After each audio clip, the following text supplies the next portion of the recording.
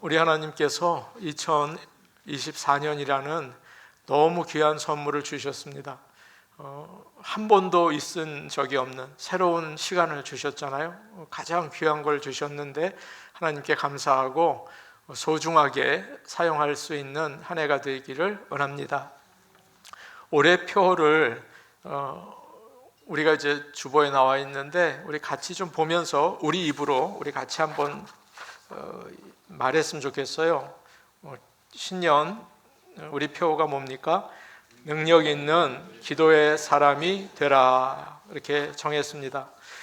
저는 사실 지난 목회를 돌아보니까 기도하라는 설교를 많이 했어요. 정말 많이 했어요. 그래서 저도 개인적으로 기도를 깨워서 하려고 참 많이 애를 씁니다. 그런데 부족해요. 정말 연약해요. 그래서 기도할 때마다 하나님께 기도의 영을 부어달라고, 정말 하나님께 가까이 나가고 우리 교회를 기도로 섬길 수 있기 원한다고 그렇게 많이 기도를 합니다. 여러분에게 도전을 하기 원해요. 여러분도 기도에 대한 설교 많이 들으셨잖아요. 그렇다면 이제는 알 만큼 알잖아요. 기도할 수 있기를 바랍니다. 저는 우리 교회가 과연 기도가 얼마나 쌓여 있나, 하나님 보시기에 저울로 달았을 때 이 교회는 얼마나 파워가 있고 기도가 있는 교회인가, 그런 생각을 참 많이 합니다. 정말 눈물로 기도하는 교인들이 있는가, 그런 목회자가 있는가, 그런 직분자가 있는가, 이 교회에는 생명이 있는 건가, 과연 예배를 끝나고 나면 구원받는 영혼들이 있는 교회인가, 그런 생각을 참 많이 합니다. 사랑하는 여러분, 이제 금년도에 우리에게 기도하라는 그 목표를 주셨으니 이전보다 더 기도에 힘쓰고 우리 가운데에는 기도의 용사들이 나타나야 합니다. 그래야 능력이 있을 거 아니에요. 그래서 기도의 용사들이 나타나는 그런 좋은 교회가 될 수 있기를 원하고 축복합니다. 아멘. 자동차가 가파른 언덕에 올라갈 때는 기어를 바꿉니다. 요즘에는 자동으로 바뀌어지는데 D 드라이브에서 2단이나 1단으로 기아가 바뀌어지죠. 그런데 내려갈 때도 조심해야 돼요. 내려갈 때도 만일 1단으로 올라갔다면 1단으로 내려가야 되고 2단으로 올라갔다면 2단으로 내려가야 되고 그렇게 내려가야 됩니다. 그렇지 않으면 사고가 날 때가 있어요. 저는 잘 몰라서 그저 드라이브에 놓고 그냥 슉 올라갔다가 쑥 내려오는데 연기가 싹 나더라고요. 브레이크에서 마찰이 심해서 연기가 나는 거죠. 참 조심해야 하는 것입니다. 비가 오면 길에 이렇게 막이 생깁니다. 미끄러워요. 특별히 중앙에 있는 그 페인트 칠한 부분은 더 미끄러워요. 그래서 비가 올 때는 조심히 운전을 해야 되고 미끄러워지지 않게 조심해야 합니다. 눈이 오면 더 조심해야겠죠. 여러분이 아시는 것처럼 눈이 오면 브레이크를 밟으면 안 된다고 해요. 차가 이게 뺑 돌아간다고 합니다. 조심해야 합니다.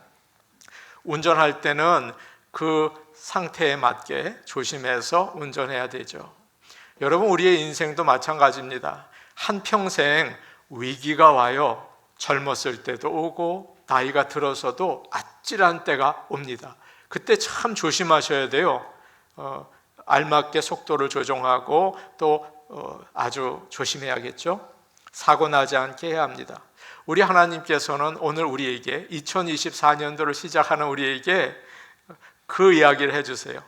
고난당할 때 어떻게 해라, 그렇게 말씀하십니다. 오늘 주님의 말씀을 잘 듣고 우리 한 해를 지나면서도 어려움이 오거나 할 때 어떻게 해야 하는가, 그것을 깨닫는 그런 하나님의 말씀이 될 수 있기를 원합니다. 13절 말씀 우리 같이 보겠습니다. 13절 말씀입니다. 13절 말씀입니다. 같이 보십니다. 시작.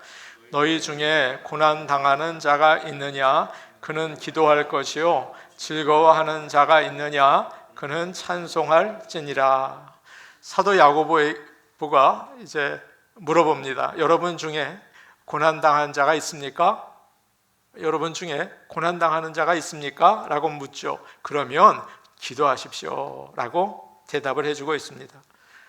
여기서 고난이라는 말은 심각한 문제, 어려운 문제를 이야기하지 않아요. 고난이라는 말은 우리가 흔하게 경험하는 그런 여러 가지 어려운 일들을 이야기합니다. 예를 들어서 아프거나 감기 들리시잖아요. 그리고 경제적으로 어렵거나 사람들과의 갈등, 이거 정말 괴롭습니다. 사람들과의 갈등, 또 스트레스 받는 일, 그런 일들 여러분 있으세요? 그러면 오늘 사도 야고보는 오늘 하나님은 우리에게 뭐라고 말씀하십니까? 기도해라. 그저 알고 있는 지식이 아니라 정말 기도하실 수 있기를 원합니다.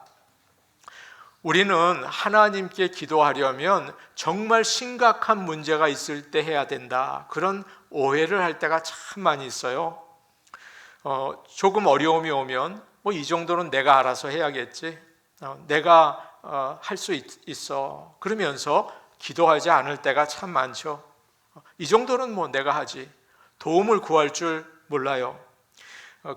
그래서 마지막에 아무것도 할 수 없을 때, 정말 내가 힘들 때, 그때 하나님께 기도할 때가 참 많습니다. 오늘 하나님은 우리에게 말씀해 주세요. 마지막 카드로 기도하지 마십시오. 마지막으로 기도하지 마십시오. 아무것도 할 수 없을 때 그때 기도하지 마십시오. 여러분, 기도는 그때 하는 게 아니에요. 내가 이제 거의 죽게 됐다, 기도하자, 그거 아닙니다. 그때는 너무 늦었어요. 마지막 카드로 기도를 쓰지는 마십시오. 먼저 기도하십시오.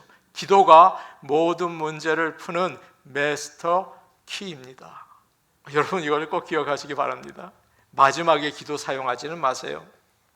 주님은 말씀하셨죠. 수고하고 무거운 짐진 자들아 다 내게로 오라. 내가 너희를 쉬게 하겠다. 주님이 약속하셨어요.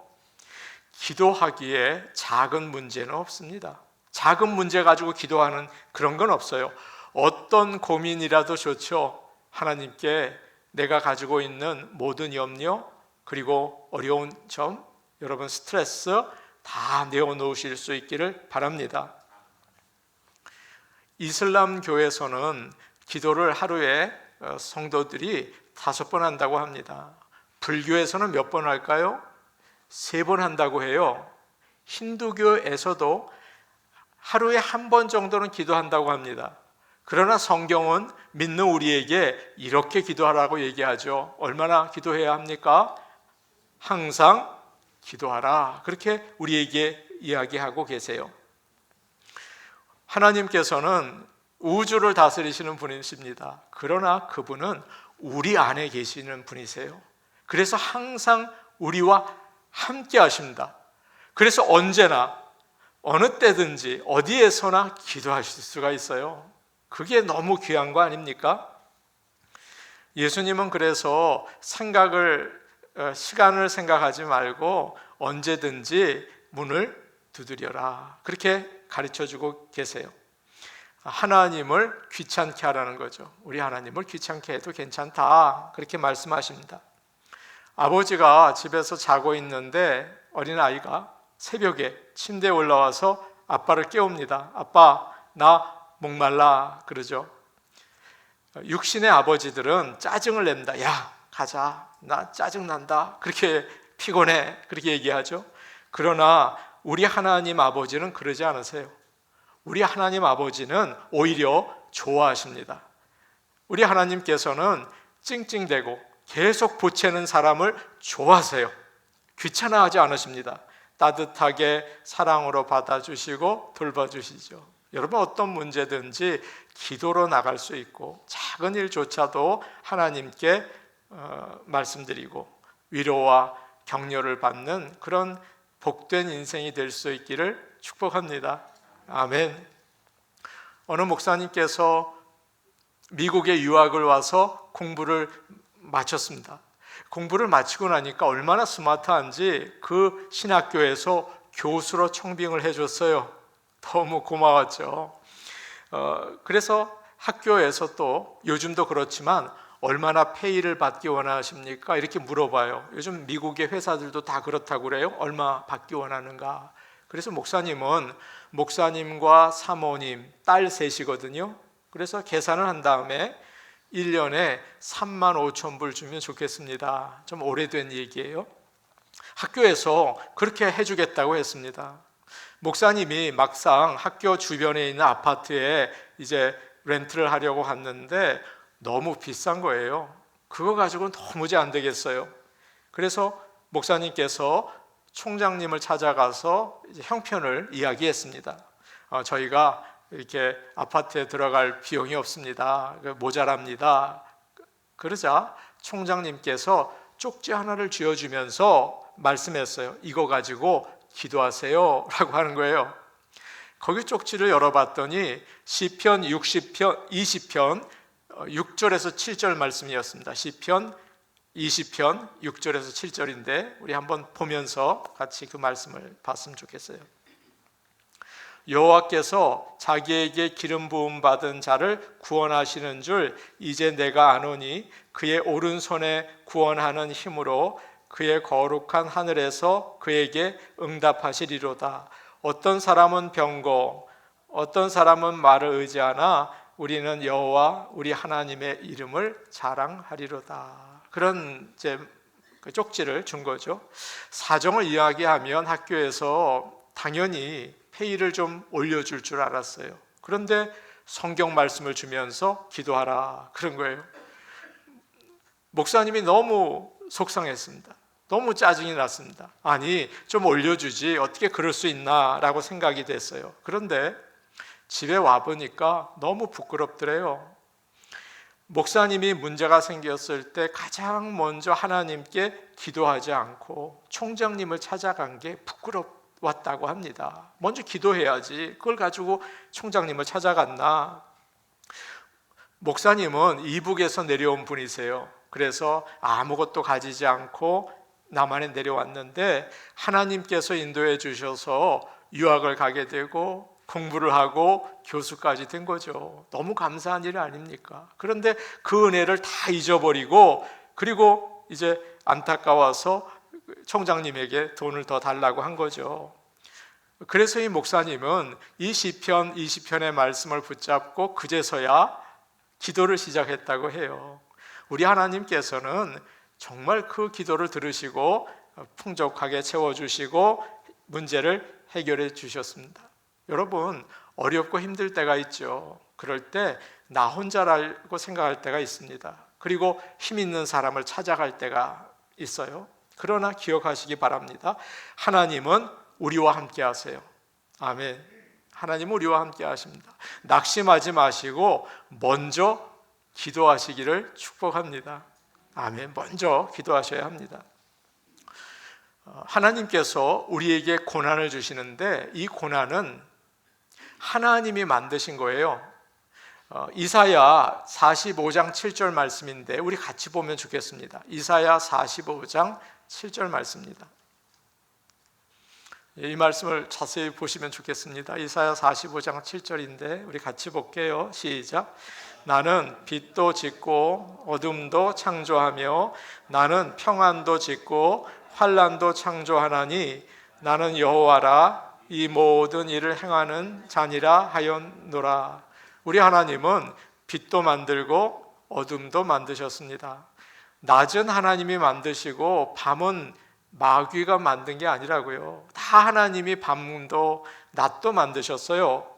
마찬가지로 우리 하나님은 평안도 주시고 고난도 주십니다. 그래서 모두 하나님이 만드신 것입니다. 예레미야 애가 3장을 보면 이런 말씀이 있어요. 우리 하나님의 본심은 우리를 고생하게 하려는 게 아니라 평안과 기쁨을 주기 위한 것이다. 이게 하나님의 본심이에요. 어느 부모가 자녀가 고생하기를 원할까요? 어느 부모가 자식이 괴로워하는 걸 기뻐하겠습니까? 우리 하나님도 그러지 않으세요. 우리 하나님은 우리가 편안하고 기쁘게 살기를 원하시죠. 그러나 그렇다고 해도 만일 자녀가 시험을 본다고 하면 야, 너 잠자라, 너 쉬어라 그러지 않죠. 너 깨어서 공부해야지. 비가 오고 날씨가 춥고 아이가 몸이 아파요. 그래도 야, 너 학교 가야지. 그러지 않습니까? 여러분 그러지 않아요? 마찬가지입니다. 우리 하나님은 우리가 편안하고 기쁘게 원하세요. 그러나 우리의 유익을 위해서 고난도 주세요. 여러분 고난이 올 때 야, 이거 끝났다 그러지 마시고 오히려 그때 하나님이 나에게 유익한 걸 주시는구나. 여러분 그걸 잊지 마시고 낙심하지 마시기를 바랍니다. 그리고 먼저 기도하시기 바라요. 우리가 고난을 당할 때 먼저 하나님을 바라봐야 합니다. 왜냐하면 이건 누가 주신 거예요? 하나님이 주셨어요. 하나님 이거 왜 주셨어요? 라고 물어봐야죠. 그게 참 중요합니다. 하나님 이거 왜 주셨어요? 그러면 하나님께서는 지혜를 주세요. 성령님이 지혜거든요. 지혜를 주셔요. 그래서 내가 잘못한 것을 보게 하세요. 내가 부족한 것도 깨닫게 하신다고요. 그리고 하나님이 무엇을 원하는지 하나님의 뜻을 깨닫게 해줘요. 얼마나 귀한 기도입니까? 그리고 견뎌낼 수 있는 용기를 주세요. 고난이 올 때 야, 끝났다 주저앉지만 기도하는 자는 다시 일어날 수가 있습니다. 그리고 그 고난을 이기게 해주세요. 여러분 이런 놀라운 은혜를 아시고 기도해야겠죠? 기도할 수 있는 저와 여러분 우리 교회가 될 수 있기를 축복합니다. 아멘. 시편 119편 71절 말씀인데 너무 보화 같은 말씀이고 우리에게 꼭 필요한 말씀입니다. 시편 119편 71절입니다. 우리 같이 볼게요. 네, 같이 보십니다. 시작. 고난 당한 것이 내게 유익이라 이로 말미암아 내가 주의 율례들을 배우게 되었나이다. 아멘. 여호수아는 영적인 지도자로 가나안 땅에 가서 그 가나안 족속들을 다 물리칩니다. 그러나 그 전에 그가 깨달았던 귀한 것이 있어요. 그것은 가나안 땅에 들어가기 전에 아말렉과의 싸움이 있을 때였습니다. 그때 여호수아는 싸움을 잘했거든요. 골짜기에 내려가서 이스라엘 군대를 데리고 전쟁을 했습니다. 그리고 모세는 산 꼭대기에 올라가서 손을 들고 기도를 했죠. 거기서 여호수아가 깨달은 게 있어요. 전쟁이요, 자신의 칼에 달려있지 않는 거예요.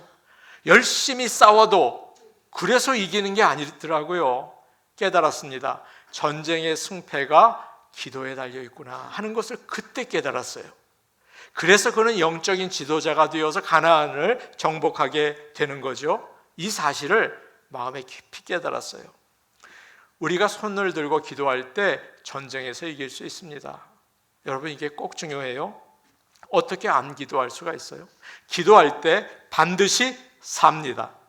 이게 참 중요합니다. 6.25를 지나고 일제시대를 지나도 기도하는 자들을 통해서 이 나라가 세계 10위권이라고 그러죠? 제정신입니까? 너무 놀랍잖아요. 기도하면 사는 것입니다. 새벽에 기도할 때 우리의 가정은 든든하게 세워지는 거예요. 그리고 우리의 자식들은 반듯하게 화살이 되어서 날아가는 거예요. 왜 기도하지 않아요? 어리석으니까 그런 거죠. 하나님이 말씀해 주는 거 아닙니까? 사랑하는 여러분, 걱정이 되는 일, 힘든 일이 있어도 애쓴다고 되는 게 아니죠. 먼저 기도하실 수 있기를 축복합니다. 아멘. 14절과 15절 말씀 우리가 같이 보겠습니다. 14절, 15절 말씀입니다. 예, 같이 볼게요. 시작. 너희 중에 병든 자가 있느냐? 그는 교회의 장로들을 청할 것이요 그들은 주의 이름으로 기름을 바르며 그를 위하여 기도할지니라. 믿음의 기도는 병든 자를 구원하리니 주께서 그를 일으키시리라. 혹시 죄를 범하였을지라도 사하심을 받으리라. 아멘. 여러분 건강하게 사는 게 얼마나 큰 복인지 모릅니다. 가장 어리석은 사람은 열심히 일하느라고 자기 건강 잃어버린 사람이에요. 최고로 어리석어요. 건강이 중요하죠. 모세는 120세가 되었을 때 눈이 흐리지 않고 기력이 쇠하지 않았다고 해요. 사랑하는 여러분, 여러분과 제가 모세처럼 강건할 수 있기를 축복합니다. 아멘. 그래요? 모두 건강하십시오. 그렇다고 모든 병이 다 저주나 심판은 아니에요. 이 병이 다 나쁜 것은 아닙니다. 하나님께서 욥에게 병을 주셨습니다. 그래서 그의 믿음이 정금같이 단단해지게 하셨어요.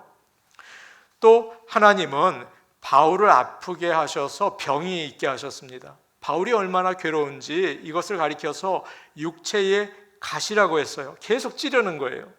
얼마나 괴로운지 말로 다 할 수 없어요. 그래서 하나님께 기도를 했습니다. 하나님, 너무 아파요. 하나님 고쳐주세요 라고 기도를 했습니다. 그러니까 하나님께서 내 은혜가 네게 충분하다라고 얘기하셨죠. 너는 너무 많은 은사를 받았어. 네가 가지고 있는 손수건을 덮으면 병이 나을 정도야. 그러니 네가 건강까지 하면 너 어떻게 되겠니? 너는 병든 게 낫다라고 이야기하셨죠. 한경직 목사님께서는 미국에 있으면서 한경직 목사님이 공부하러 미국에 오셨는데 3년 동안 폐결핵 병에 걸렸습니다. 그래서 죽게 됐어요. 그 3년 동안 하나님은 한경직 목사님을 너무나 철저하게 훈련시키셨습니다.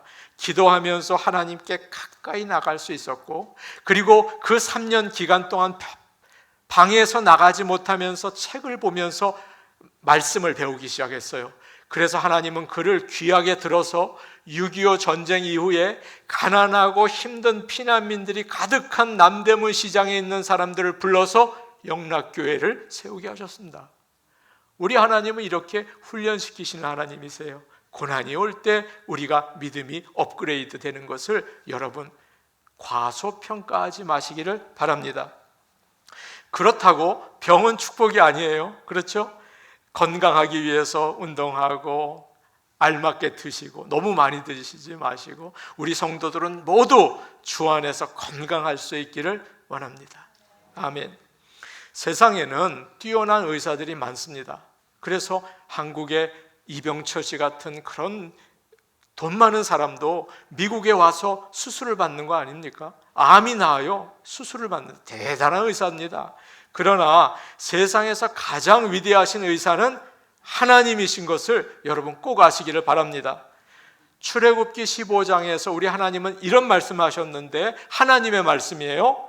나는 너희를 치료하는 여호와임이라. 아멘이죠. 하나님은 전능하십니다. 못 고칠 병이 없으세요.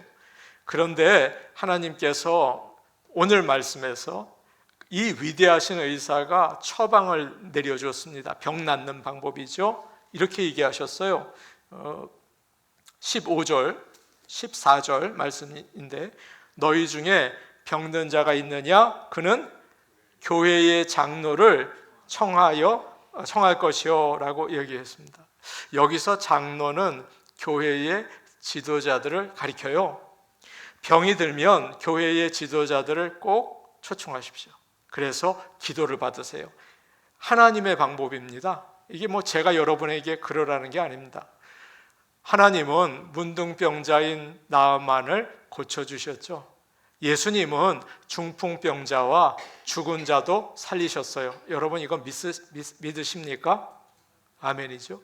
그 하나님께서 우리에게 말씀하세요. 우리가 기도할 때 그 능력을 받게 된다는 거죠. 그런데 특별히 교회의 지도자들이 기도할 때 주님께서 일으키신다. 하나님께서 우리에게 주신 처방입니다. 왜 그럴까요? 왜 교회의 지도자들이 기도하면 병이 나을까요? 참 이상하잖아요. 왜냐하면 교회의 지도자들은 의인들이기 때문이에요. 하나님의 말씀대로 살려고 애를 쓰는 사람들이죠. 목사님들이나 장로님들이나 권사님들 중에서 사람이기 때문에 실수하시는 분들이 많이 있습니다. 여러분 그렇죠? 그러나 하나님을 잘 믿고 말씀대로 살려고 애를 쓰는 분들이에요. 대부분 그렇습니다. 네, 특별히 애를 쓰는 분들이세요. 그래서 16절 말씀에 의인의 간구는 역사하는 힘이 크다.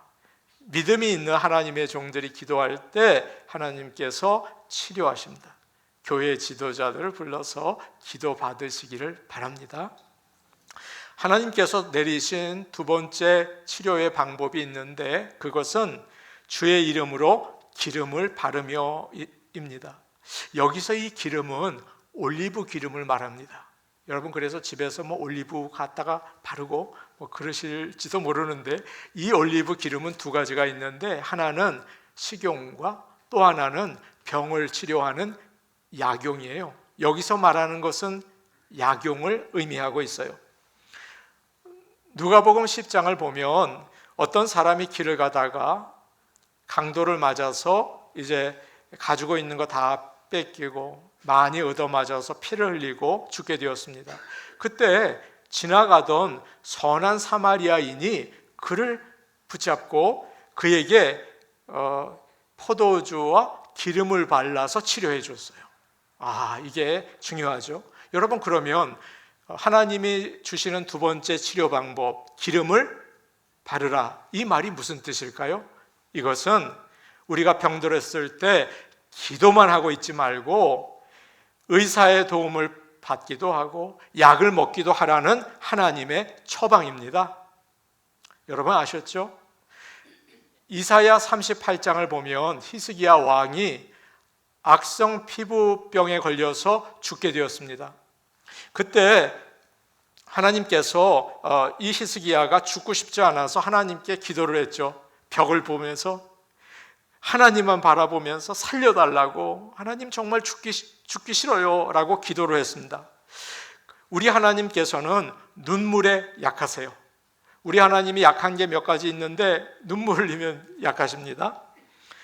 그래서 하나님은 히스기야를 치료하시는데 성령의 능력으로 직접 치료하지 않으시고 이사야에게 무화과 나무 무화과 뭉치를 가지고 가서 그것을 발라서 치료하라 말씀하셨죠.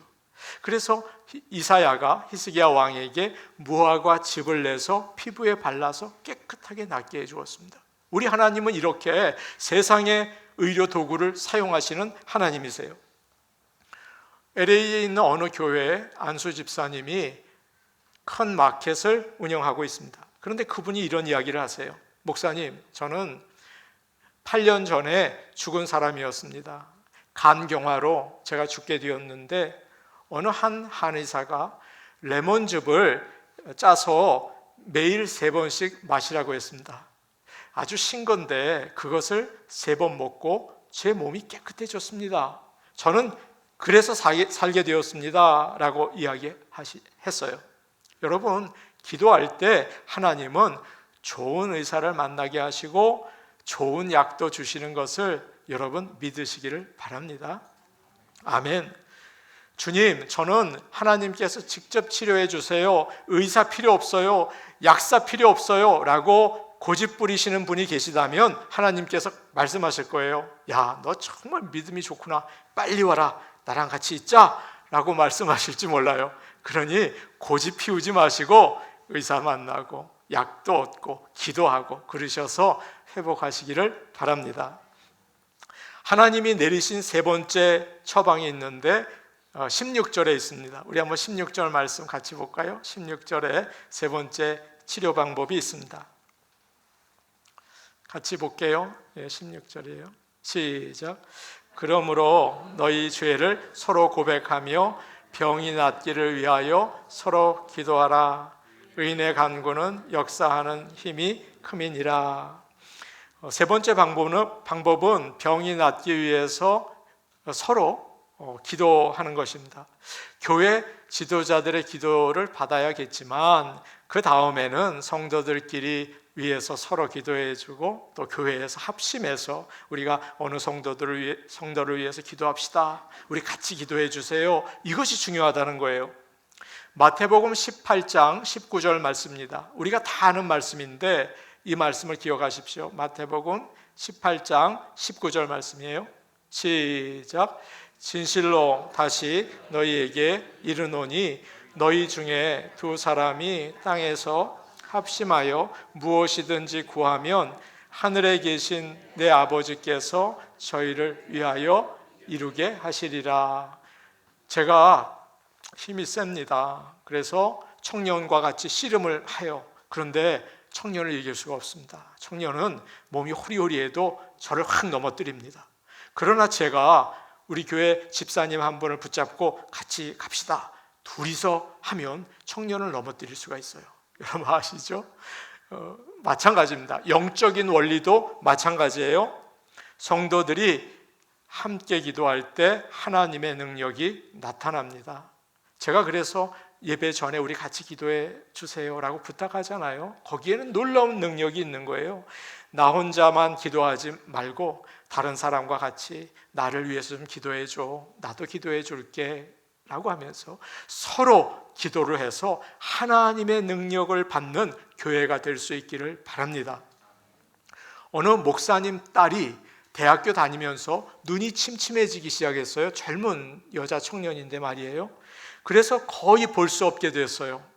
어느 날 주일날 교회 예배 드리러 오는데 더듬고 오는 거예요. 그러자 교회 한 언니가 야, 너 왜 그러냐?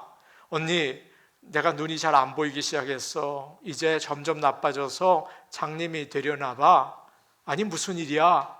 나도 몰라. 그랬어요. 그러자 너 이리 와봐, 이리 와봐. 그래서 이 언니가 그 목사님 딸을 벽에다 세워놓고 손을 눈에 대고 기도를 했습니다. 하나님 아버지, 지금 아무개가 눈이 안 보입니다. 하나님 치료해 주세요.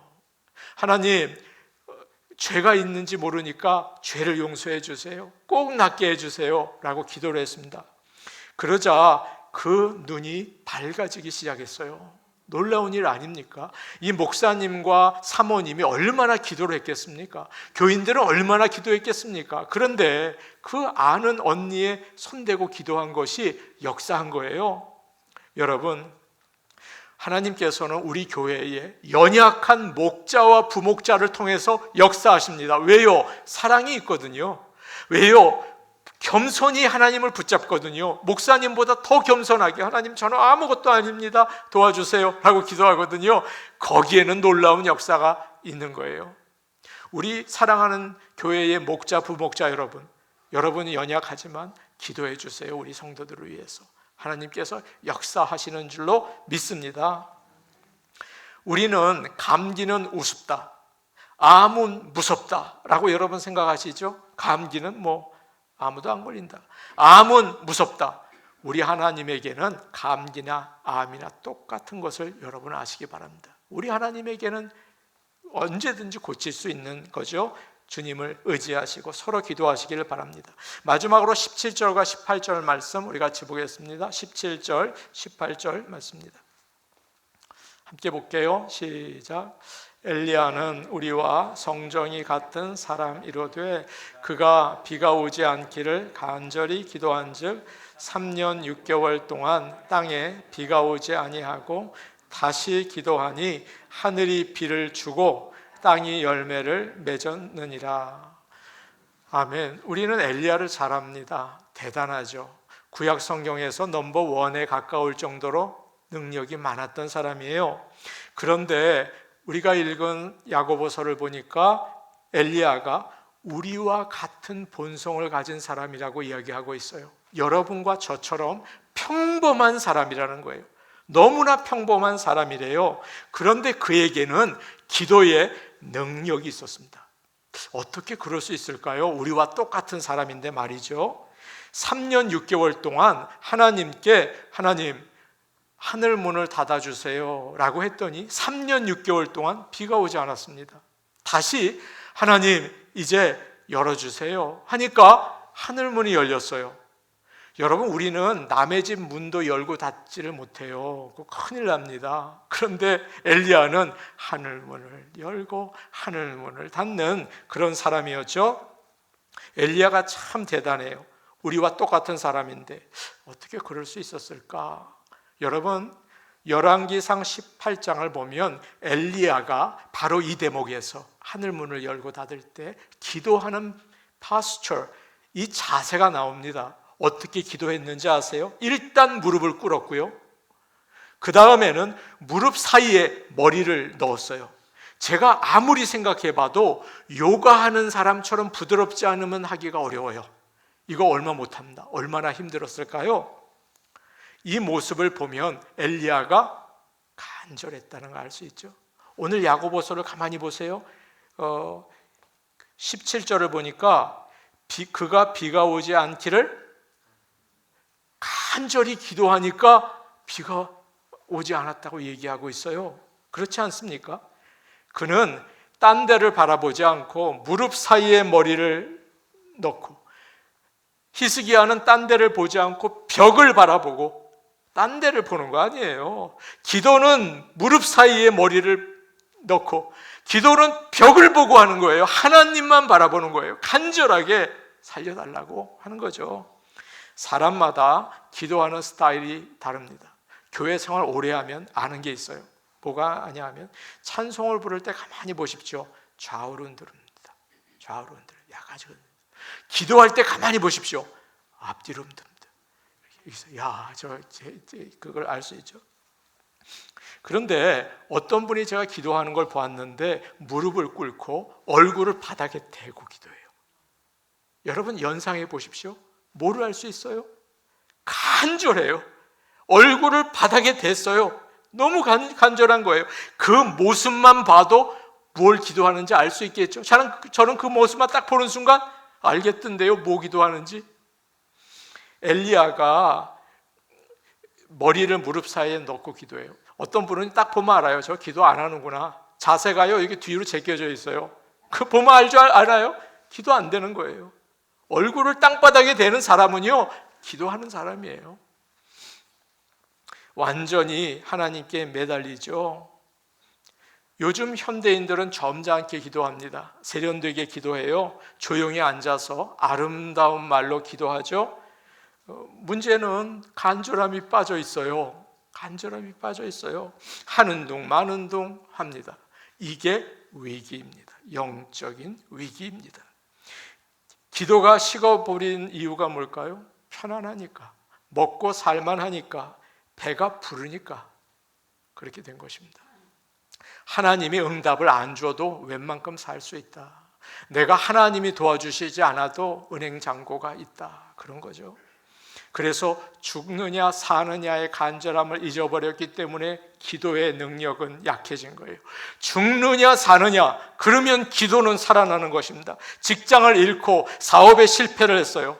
밤중에 전화가 왔는데 완전히 무서운 전화예요. 의사가 상태가 좀 안 좋은데요? 라고 합니다. 내가 사랑하는 남편이 다른 여자를 사귀기 시작한 것을 알게 되었습니다. 그럴 때는 기도가 달라지죠. 미친 듯이 기도하게 되는 거죠. 하루 종일도 기도한다고요? 하루 종일도 기도한다고요? 그때 필사적으로 하나님을 붙잡습니다. 하나님은 하늘 문을 여시고 응답하십니다. 예수님은 어떻게 하셨을까요? 히브리서 5장 7절 말씀인데 우리 같이 보겠습니다. 히브리서 5장 7절 말씀입니다. 히브리서 5장 7절입니다. 시작. 그는 육체에 계실 때에 자기를 죽음에서 능히 구원하실 이에게 심한 통곡과 눈물로 간구와 소원을 올렸고 그의 경건하심으로 말미암아 들으심을 얻었느니라. 통곡하고 눈물 흘리고 부르짖고 기도하셨어요. 사랑하는 여러분, 인생이 어려운 분들이 참 많이 계신 줄 압니다. 간절한 기도를 배우는 시간이 되시기를 원합니다. 기도밖에 할 수 없는 위험한 상황은 불행한 것이 결코 아닙니다. 그것은 놀라운 축복이고 은혜입니다. 올 한 해 능력의 기도를 드릴 수 있는 저와 여러분 되기를 간절히 기도합니다. 기도는 쌓여집니다. 우리 교회가 연약합니다. 이 교회에 필요한 게 뭘까라고 저는 오랫동안 생각해 보았습니다. 이 교회는 기도가 쌓여야 하는 교회입니다. 여러분 아시죠? 이 교회는 딴 게 필요한 게 아니라 기도가 쌓여질 수 있는 교회여야 되는 것입니다. 여러분과 저의 기도가 필요합니다. 그리고 저와 여러분 개인적으로는 기도의 실력이 있어야 하는 것입니다. 기도의 실력을 쌓을 수 있는 사람이 되어야 합니다. 그 목사가 되어야 합니다. 하나님, 나를 도우셔서 하나님의 능력을 체험할 수 있는 기도의 사람이 되게 하여 주시옵소서. 그렇게 기도하며 2024년을 열어나갈 수 있으면 참 좋겠습니다. 그런 교회가 되기를 간절히 기대합니다. 우리 같이 기도하겠습니다. 은혜로우신 아버지 하나님, 우리를 도우셔서 먼저 기도할 수 있기를 원하고 하나님의 능력을 이어받을 수 있기를 소원합니다. 하나님 아버지, 기도에 대해서 나는 안다고, 또 하나님 말씀을 안다고 하지만 간절히 기도할 줄 모르는 모습이 아니었습니까? 하나님 아버지, 간절히 기도할 수 있는 주님의 사람, 하나님을 나의 주님으로 삼는 사람 될 수 있기를 원합니다. 우리에게 기도의 영을 부어 주시옵소서. 기도가 쌓이는 교회가 되게 하옵소서.